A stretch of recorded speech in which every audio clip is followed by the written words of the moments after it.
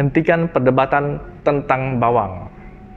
Salah satu video saya yang cukup sukses, cukup lumayan banyak view-nya adalah video yang berjudul Mengapa Vegetarian Tidak Makan Bawang. Ya, lumayan banyak di-share oleh teman-teman sehingga cukup mendidik dan cukup menjelaskan secara saintifik mengenai efek samping konsumsi bawang. Selain itu, juga mendapatkan dislike yang cukup banyak, komentar negatif, karena banyak juga kaum vegetarian dan vegan yang masih mengkonsumsi bawang. Baik, di episode kali ini saya akan mengajak kita semua untuk menghentikan perdebatan tentang bawang. Subscribe dulu dong agar tidak ketinggalan info menarik dari kami. Saya Doni, kita di acara Vegetalk.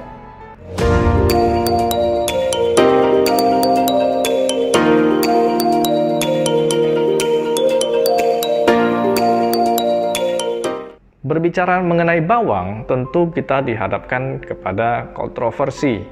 Artinya ada yang bilang boleh, tetapi ada yang juga yang bilang tidak boleh. Baik, kita akan membedah lebih jelas sampai ke inti permasalahannya. Di negara Asia, contohnya Taiwan, Singapura, Malaysia, dan Indonesia, vegetarianlah yang paling berkembang jika dibandingkan dengan vegan. Vegetarian artinya tidak mengkonsumsi daging hewani, namun masih mengkonsumsi susu dan telur. Nah, biasanya juga tidak mengkonsumsi bawang-bawangan. Ya, 99% restoran vegetarian itu tidak ada ingredient bawangnya. Jadi, memang sudah sangat terkenal bahwa vegetarian itu tidak mengkonsumsi bawang.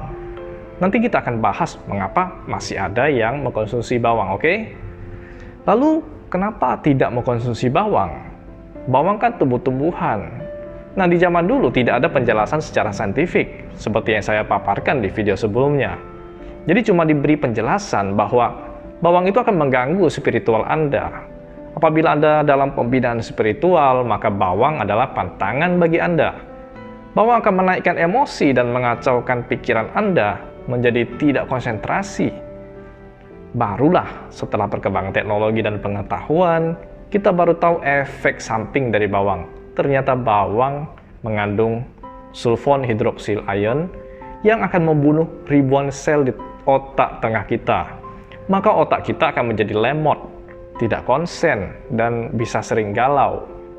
Nah, inilah alasannya bagi praktisi spiritual menganggap bahwa bawang tidak boleh dikonsumsi, karena efeknya yang akan mengganggu konsentrasi dan fokus pikiran kita. Pathogens. But is it good for your mind? No. Okay? We've known, scientists known, okay? Researchers have known that garlic desynchronizes your brain. It makes you, sort of get stupid. Okay? You eat a lot of garlic, what does it do?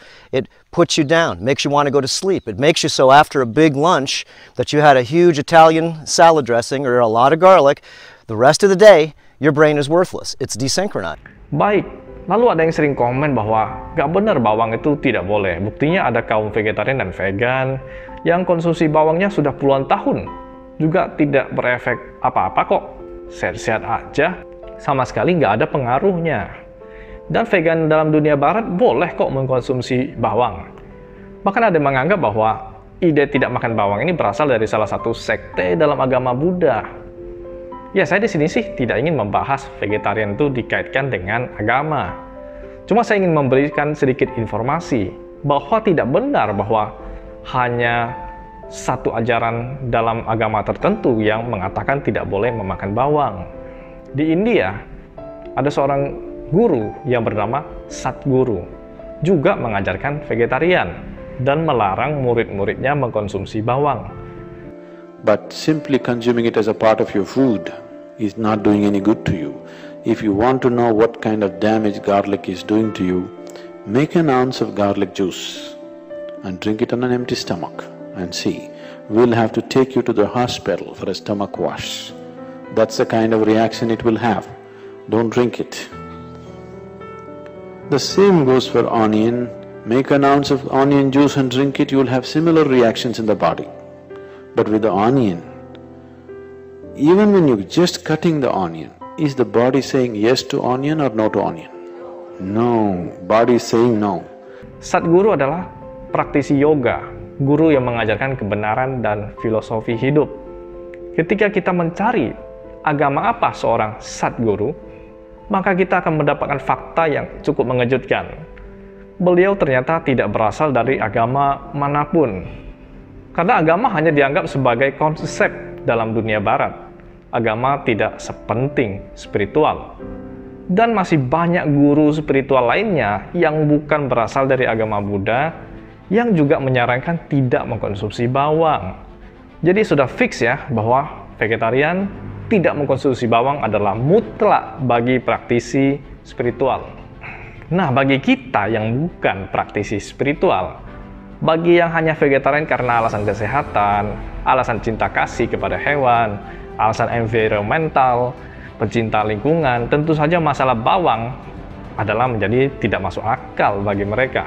Ya, kita harus memaklumi bersama, karena memang bukan praktisi spiritual. Jadi ya mengkonsumsi bawang saya rasa tidak begitu berefek bagi dirinya.